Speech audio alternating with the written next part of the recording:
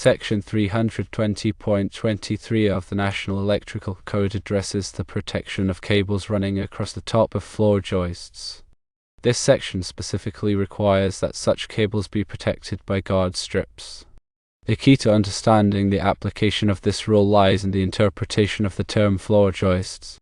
In the context of the National Electrical Code and accepted building practices, trusses are indeed considered floor joists. Therefore, the requirements outlined in 320.23 apply equally to cables that are run across the top of the bottom chord of trusses.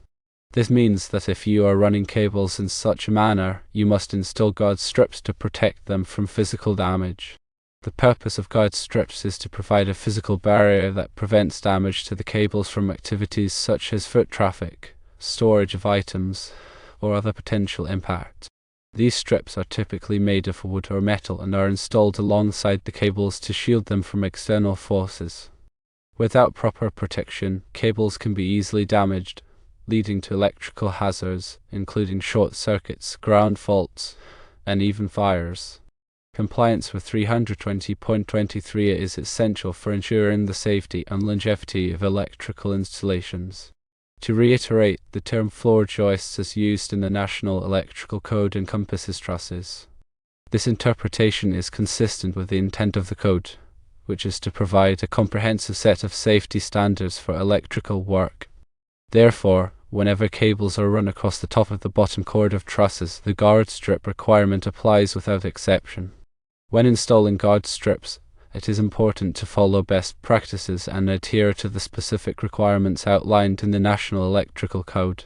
This includes ensuring that the guard strips are securely fastened to the floor joists or trusses and that they provide adequate protection for the cables. The material and dimensions of the guard strip should also be appropriate for the application and the type of cables being protected. In summary, the answer is yes. 320.23 applies to cables run across the top of the bottom chord of trusses.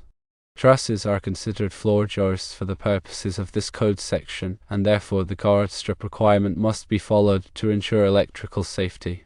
Neglecting this requirement can lead to serious consequences, including damage to the cables, electrical hazards, and potential fires. Always consult the latest edition of the National Electrical Code and local building codes for specific requirements and interpretations.